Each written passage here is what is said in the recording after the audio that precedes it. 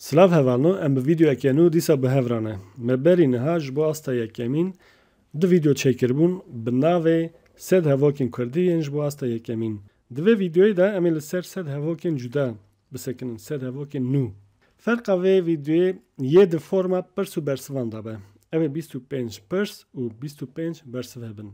Merhaba arkadaşlar, yeni bir videoyla daha birlikteyiz. Bu video A1 seviyesi 100 Kürtçe cümle için 3. videodur. Bu videomuzda yine 100 farklı Kürtçe cümle üzerinde duracağız. 100 farklı Kürtçe cümle olacak. Bunda yani bu videoda Kürtçe cümleler elbette diğer videolarımızdan farklı olacak. Şöyle ki 25 tane soru ve 25 tane cevap olacak. Hazırsanız başlayalım. Heka unama debin, em dest vê bikin. Sed hevokên Kurdî yên ji bo asta yekemîn. A1 seviyesi için 100 Kürtçe cümle. Burada sed hevokên Kurdî 100 Kürtçe cümle. Şöyle düşünebiliriz. Evet, tam olarak 100 Kürtçe cümle. Sed hevokên Kurdî. Tabi burada tamlama olduğu için burada uzun bir cümle olmuş. Yên ji bo asta yekemîn. Türkçe'de de aynı şekilde A1 seviyesi için.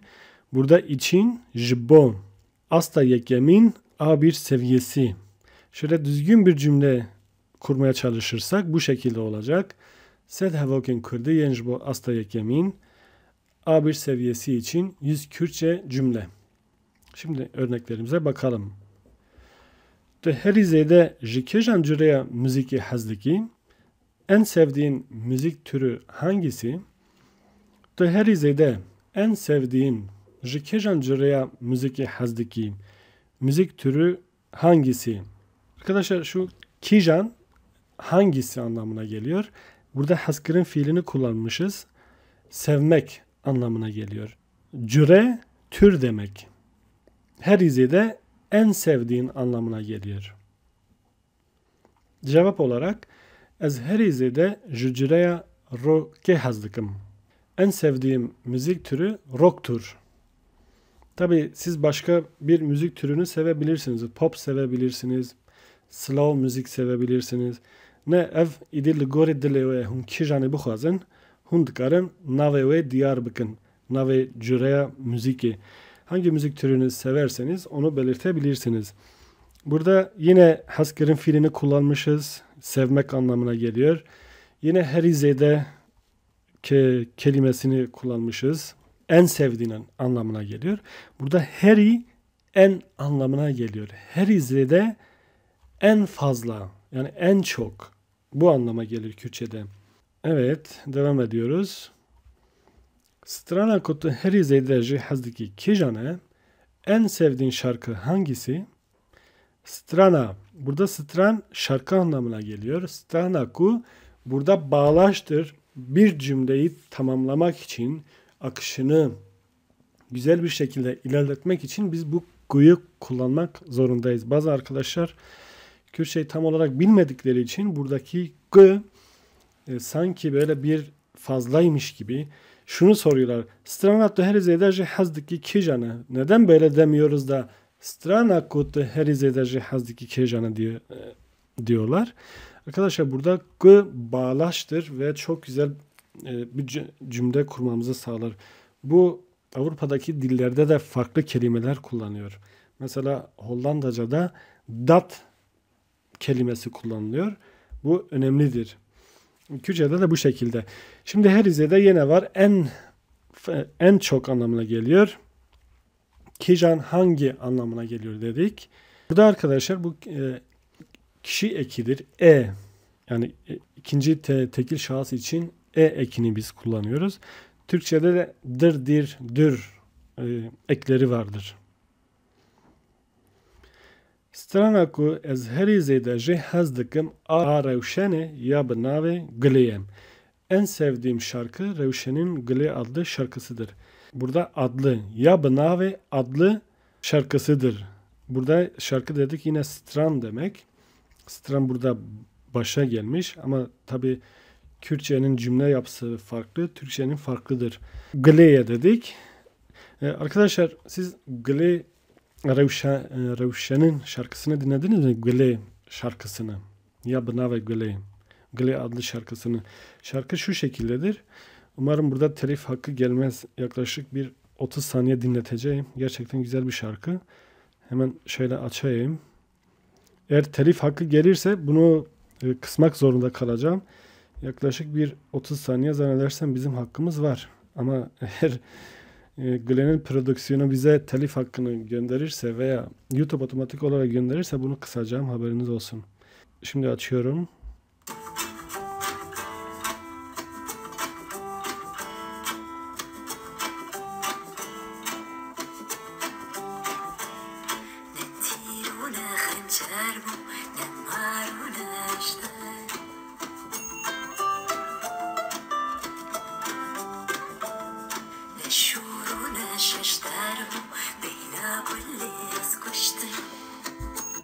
Bu kadar yeter. Evet arkadaşlar, devam ediyoruz. Bu şarkı güzel bir şarkıdır. YouTube'da veya başka bir platformda bulup dinleyebilirsiniz. Ben bunu sık sık dinlerim böyle tekrar. Müzik, şarkı sözleri gerçekten çok güzel olmuş. Revşen'in de sesi güzel. Devam dikin hevalo berey megot strana guley ne strana guley strana Revşen'e ya binave guley megodari kir. Devam dikin ha, devam ediyoruz. Mehe çend caran bi treni revetiye diki. Trenle ayda kaç kez seyahat ediyorsun? Reveti kirin seyahat etmek anlamına geliyor. Ama burada biz fiil olarak kullandığımız için, ikinci tekil şahıs için kullandığımız için fiil elbette sesler değişiyor, ekleri alıyor. Bu duruma geliyor. Mehe çend caran ayda kaç kez? Çend caran kaç kez? Mehe ayda. Bitrene trenle. Burada bitrene, burada bu bir edattır. B yani tren ile. Buradaki b ile anlamına geliyor ama Türkçe'de bu kaynaşıyor, bu şekilde oluyor. Trenle direkt ya da tren ile de denilebiliyor fakat bu daha kolay olduğu için bu şekilde kullanılıyor. Seyahat ediyorsun. Revetiye dikim. Tren yine trendir. Bu değişmiyor arkadaşlar. Bazı evrensel kelimeler var. Yerleşmiş kelimeler var. Tren gibi mesela, makine gibi. Diyelim ki Orta Doğu'da saat kelimesi gibi. Diyelim ki başka mesela çay kelimesi. Bunlar genelde aynıdır. Bunlar değişmiyor. Yani kimse durup da bunlar için pek fazla şey yapmamış. Yani bunların yerine kelime kullanmak istememiş. Bu da normaldir. Çünkü değiştirmek gerek yok. Bilinen kelimeler, evrensel kelimeleri değiştirmeye gerek yok. Yani ille de şu kelime bizim dilimizde olacak diye bir kaide yok. Bu insanlığın bir armağanıdır aslında bize de. Yani makine kelimesi olsun, diyelim tren kelimesi olsun veya başka kelimeler olsun. Bunlar geneldir. Bunları kullanabiliriz. Değiştirmeye gerek yok. Her roj bi trene revetiye dikim. Her gün trenle seyahat ediyorum. Türkçe'de ben her gün trenle seyahat ediyorum denmese de olur ama Kürtçe'de ez yani ben kullanmak zorundayız. Her roj, her gün bi trene trenle seyahat ediyorum. Revetiye dikim. Bu birleşik fiildir. Em dukali da jera çel bejin em bejin lekera hevedudani. Türkçe'de birleşik fiil seyahat etmek. Kürtçe'de reveti kirin. Cejna kutu heri zede jey hazdaki kijane en sevdiğin bayram hangisi? Cejna kutu heri zede jey hazdaki en sevdiğin bayram kijane hangisi? Cejna kutu ez heri zede jey hazdikim Nevroze. En sevdiğim bayram Nevroz'dur. Siz yine istediğiniz bir bayramın adını söyleyebilirsiniz. Tu mehe çend caran diçi sinemayı? Ayda kaç kez sinemaya gidiyorsun?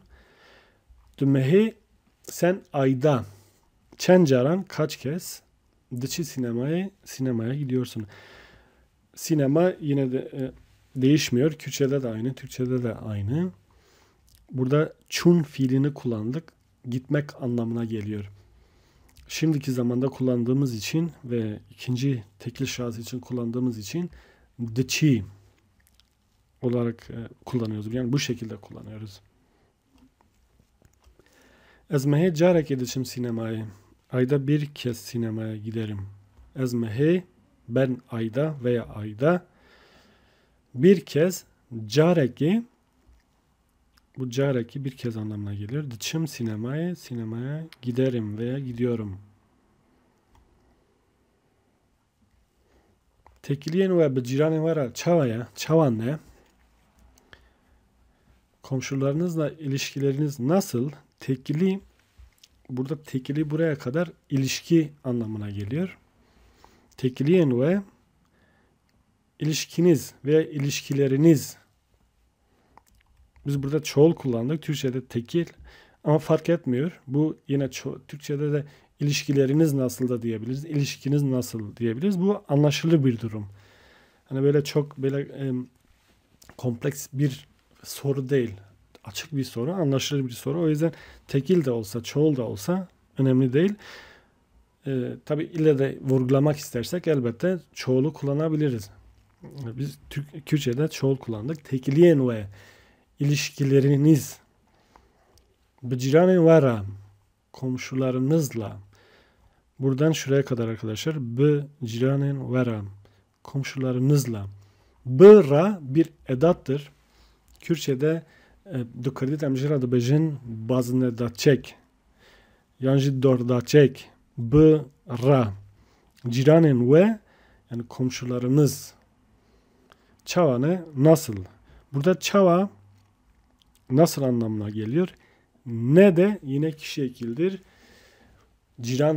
Ciran çoğul olduğu için ciranen ve burada ne kullanmak zorundayız? Kişi ekleri. Tekiliyen me bi ciranen mera geleki başın. Komşularımızla ilişkilerimiz çok iyi. Tekiliyen me ilişkilerimiz ciranen mera komşularımızla geleki başın. Çok iyi. Ajale kutu heri zede jehazdaki kijane en sevdiğin hayvan hangisi? Ajal hayvan anlamına gelir. Kürtçe'de ajal da diyebiliriz, hayvan da diyebiliriz. Türkçe'de hayvan, bu Arapça bir kelime, Türkçe'ye de geçmiş, Kürtçe'ye de geçmiş. Biz Kürtçe'de hayvan diye telaffuz ederken Türkçe'de hayvan olarak telaffuz ediliyor. Ajaleku ez heri zede hazdikim küçüke. En sevdiğim hayvan köpektir. Küçük köpek anlamına geliyor.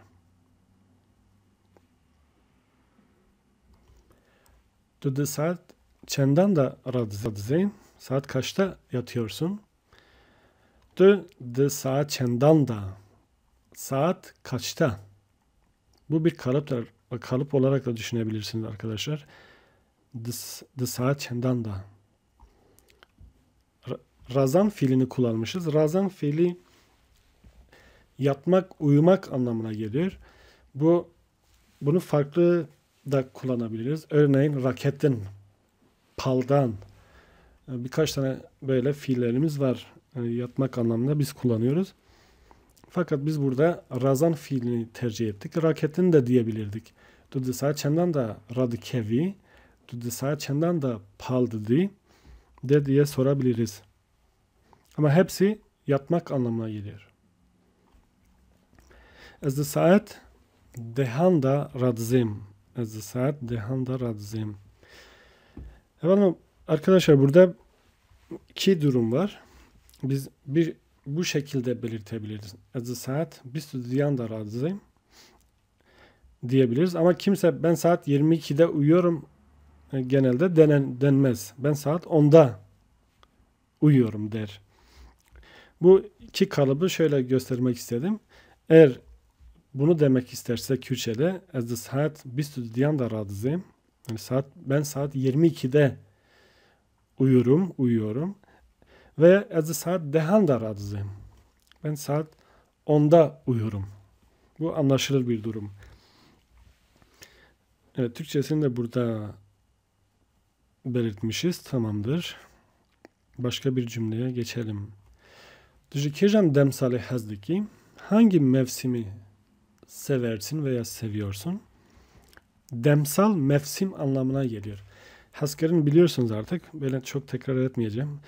Genelde sıkça kullandığımız fiilleri arkadaşlar video uzamasın diye tekrar etmeyeceğim. Kêjan hangi anlamına geliyor onu biliyorsunuz. Sadece bilmediğiniz kelimeleri söyleyeceğim. Burada demsal mevsim anlamına geliyor. Ez ji demsala payîzê hez dikim. Ben sonbahar mevsimini severim. Demsala payîzê sonbahar mevsimi. Burada bir tamlama olmuş. Bakın Türkçe'de de olmuş, Kürtçe'de de. Demsal dişil olduğu için buradaki a eki almış. A eki nedir? Tamlama ekidir. Demsala payîzê. Payîzê dişil olduğu için burada büküm eki olmuş. E almış. Arkadaşlar büküm eki ile tamlama ekleri arasında fark var. Burada kafanız bilmiyorum karıştı mı? Ve benim kanalımda bunlarla ilgili videolar var. Biraz bakarsanız, oynatma listesine bakarsanız bulabilirsiniz. Fakat maalesef genelde Kürtçesi var. Şu an Türkçe yok. Maalesef dedim çünkü ben size katkıda bulunmak istiyorum. Onun için. Hani arayıp da bulamayabilirsiniz diye söyledim maalesef. Evet, demsal mevsim dedik. Payız sonbahar anlamına geliyor. Payız. Ji kêjan cüre filman hez dikî? En sevdiğin film türü hangisi? Film Türkçe'de de filmdir. Cüre tür anlamına geliyor. Kêjan hangisi? Cüre filma ku ez jê hez dikim dramaya. Sevdiğim film türü dramadır. Dramaya Türkçe'de drama olarak kullanabiliriz. Cüre çeşit veya tür anlamına geliyor. Buradaki gu da yine bağlaştır dedik. Cümleyi daha iyi kurmak için. Betlaneye te ça derbas bu? Tatili nasıl geçti? Betlane tatil demek. Çava nasıl? Derbas bu geçti. Derbasbun fiilini biz kullandık. Geçmek anlamına geliyor. Pardon şöyle cevap olarak şunu belirtmemiz gerekiyor. Betlaneyamın pır hoş bu. Tatilim harikaydı. Tatilim güzeldi denilebilir. Betlaneyamın tatilim pır hoş bu. Harikaydı. Hoşbun harika olmak, güzel olmak anlamına geliyor diyebiliriz. Ji kengê veyatlı Ahmet'e dici. Ne zamandan beri Ahmet'te yaşıyorsun? Ahmet biliyorsunuz Diyarbakır. Ji kengê ve ne zamandan beri? Tıla Ahmet'e dici. Ahmet'te yaşıyorsun. Burada jin kelimesi yaşamak anlamına geliyor. Ben salın ezle Ahmet'e diciyim. 5 yıldır Ahmet'te yaşıyorum. Beş anlamına geliyor. Sal, yıl. Burada yine kişi ekidir. Dicim, yaşıyorum. İkinci tekil şahıs için çekimlenmiş. Buradaki eki de yine ben salın ezle Ahmet'e dicim. Eze ait. Sıbehan çediki sabahları ne yaparsın? Sıbehan sabahları çediki ne yaparsın? Kırın fiilini biz burada kullanmışız. Yapmak anlamına gelir. Sıbehan kahveyi ve dokum u rojnameye dıxuynim. Sabahları kahve içerim ve gazete okurum. Sıbehan sabahları ben sabahları kahveyi ve dokum kahve içerim. U rojnameye dıxuynim ve gazete okurum. Rojname gazete demek. Dıxuynim okurum veya okuyorum anlamına gelir. Yani xwendin fiilini biz burada kullandık. Okumak anlamına geliyor. İro dersate heye. Bugün dersin var mı? İro bugün demek. Dersate dersin. Heye var mı? Hebun fiilini biz burada kullandık arkadaşlar. Na iro dersamın tüneyem. Hayır, bugün dersim yok. Na hayır, iro bugün, dersamın dersim tüneye yok anlamına geliyor. Tu havini hazdiki yan jezvistane. Yazı mı seversin yoksa kışı mı? Hatta şöyle biraz daha güzel bir şekilde söyleyelim. Tu havini hazdiki yan jezvistane. Ben şimdi Kürtçesini daha güzel söyledim. Havin yaz anlamına geliyor. Zıvıstan kış anlamına geliyor. Buradaki yan ne anlamını vermiş? Soru anlamını vermiş. Tu havini hazdiki yan zıvıstane. Yazı mı seversin yoksa kışı mı? Burada j edatı kullanmak zorundayız. J haskirin. Yani bir kişiyi sevmek anlamına geliyor. Ez havini hazdikim. Ben yazı severim. Havin yaz anlamına geliyor. Dijbo betlane dişi ki tatil için nereye gidiyorsun? Tatil betlane anlamına geliyor. Burada betlane tatil anlamına geliyor. Yine çün fiilini kullandık. Dişi gitmek anlamında. Ki bu bir yer adıdır. Ki. Nereye? Dişi ki. Nereye? Şöyle de denilebilir. Dişi kuderi. Yine aynı anlamı veriyor. Ezbo betlanay dişim İspanya'ya. Tatil için İspanya'ya gidiyorum veya giderim.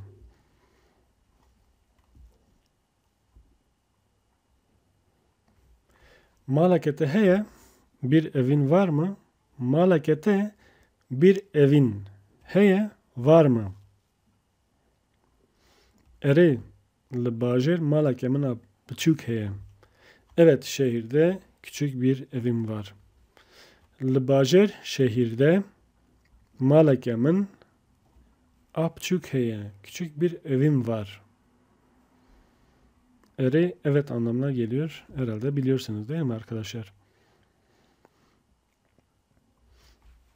Hobiyat çiye? Hobi nedir? Hobi kelimesi Kürtler de biliyor, Türkler de biliyor. Bunun yerine başka bir kelime tercih edilmemiş. Bu Kürtçe'de de Türkçe'de de kullanılıyor. Bu ne Kürtçedir ne de Türkçedir. Sorun değil. Önemli olan biz bu kelimeyi biliyor muyuz? Evet biliyoruz. O halde biz dilimizde kullanabiliriz. Hobiyamın kışandına oynayanı. Hobim fotoğraf çekmek. Kışandına oynayan fotoğraf çekmek. Kışandın çekmek anlamına geliyor. Uyene fotoğraf veya resim manasına geliyor. Jikiran rengi hazdiki. Hangi rengi seversin? Renk Türkçe'de renk miydi? K mi geliyordu? G mi geliyordu? Onu bilmiyorum ama burada da G olmuş. Rengi hazdiki. Bu da yine bir arkadaşlar burada genelde biz soru cümlelerini biz kullanıyoruz. Onun için sürekli hep soru cevap şeklindedir. Rengi kesk hazdıkım. Yeşil rengi severim. Kesk yeşil anlamına geliyor. Rengi kesk yeşil renk. Türkçe zamanın dizani hangi dilleri biliyorsun? Ez İngilizce, Almanı ve Fransız dizanım. İngilizce, Almanca ve Fransızca biliyorum.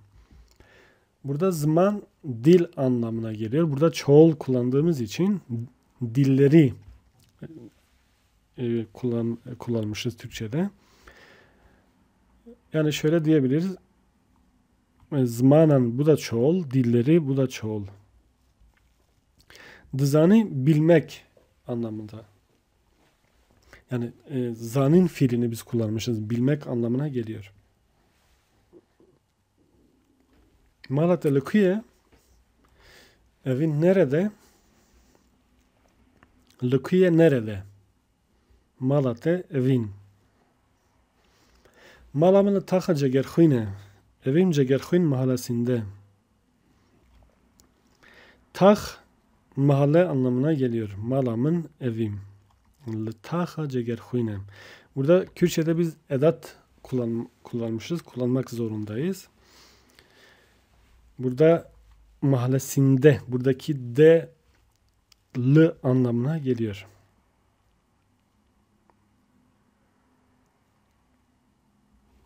Dışı karideki ne iş yapıyorsun? Kar iş anlamına geliyor. Ez bijişkim veya ez doktorum. Ben doktorum. Bijiş doktor anlamına geliyor. Biz Kürtçe'de doktor, tıhtor, bijiş buna benzer kelimeler kullanıyoruz.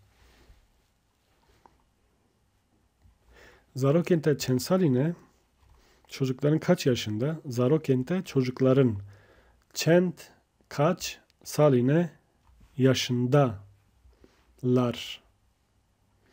Burada yaşındalar aslında Türkçe'de bunları kullanmamız gerekiyordu ama kullanmamışız. Kusura bakmayın. Zarokenimin 8 saline. Çocuklarım 8 ve 10 yaşındalar. 8, 8, 10 anlamına geliyor. Sal, yıl veya yaş anlamına geliyor. Düz bajar ekho hazdiki şehrini seviyor musun? Bajar şehir demek. Bajar ekho şehrini. Ere ez bajar ekho hazdikim. Evet şehrimi seviyorum. Buradaki edatı kullanmak zorundayız arkadaşlar.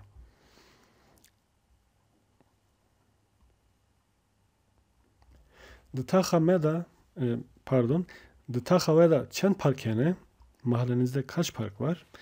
Park parktır arkadaşlar. Kürtçe'de de Türkçe'de de parktır. Bilmiyorum Güney Kürdistan'da başka bir isim kullanıyorlar mı? Bu Latin bir kelimedir. Kürtçe'ye de geçmiş, Türkçe'ye de. Tah mahalle dedik. Dıtaha veda mahallenizde çen parkene kaç park var? Çen kaç anlamına geliyor? Dıtahameda du parkene mahallemizde 2 park var. Dıtahameda mahallemizde du park hene 2 park var. Xwarina ku tu herî zêde jî hez dikî çi ye? En sevdiğin yemek nedir? Xwarin yemek anlamına geliyor. Herî zêde en çok, en fazla veya. Xwarina ku ez herî zêde jî hez dikim sushi ye. En sevdiğim yemek sushi'dir. Sushi yemeğini biliyorsunuz, duymuşsunuzdur değil mi? Ne hevalna ve bihîstiye xwarina sushi, xwarineke xweş e. Nizanim ve tam kirê yana. Ez bawerim wê xwarinê nas dikin. Tu êvaran pirtûkê dixwînî? Akşamları kitap okur musun? Êvaran akşamları. Pirtûk kitap demek. Pirtûkê dixwînî? Bu durumu belirttiğimiz için buradaki büküm ekidir. Hem de bizim kartafa devangi büküm eki.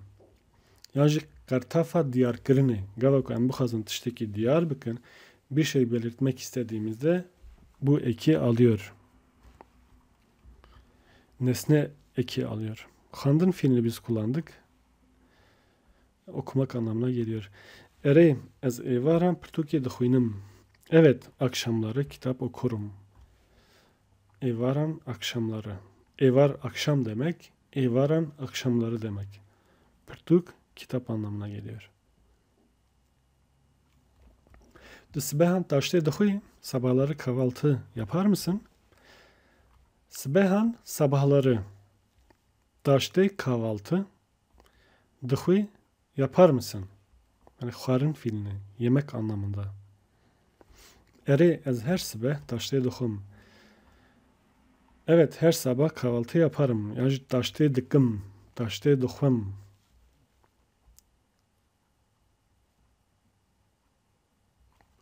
Navê birayê te yê biçûk çi ye? Küçük erkek kardeşinin adı nedir? Nave برای te buçuk çiye. Buçuk küçük anlamına geliyor. برای te erkek kardeşin. Çiye nedir? Nave برای te buçuk çiye. Küçük erkek kardeşinin adı nedir? Nave برای من buçuk arame. Küçük kardeşimin adı Aram ve Aram'dır. Proje çen saatten dixebiti? Günde kaç saat çalışıyorsun? Proje sen günde çen saatten kaç saat dixebiti çalışıyorsun? Az roje 8 saatten dixebitim. Günde 8 saat çalışıyorum. 8 anlamına geliyor. Tüjikejan gılilki hazdiki hangi çiçeği seversin? Burada gılilk çiçek anlamına geliyor. Hangi? Kijan. Gılilk aku ez je hazdikim beybune. Sevdiğim çiçek papatyadır. Beybun papatya anlamına geliyor. Gılilk yine dedik çiçek anlamına geliyor.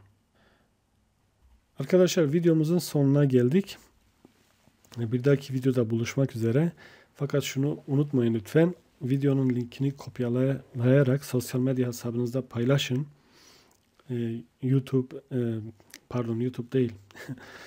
Facebook, X hesabında veya Telegram gruplarınızda veya WhatsApp gruplarınızda paylaşırsanız sevinirim. Böylece destek vermiş olursunuz.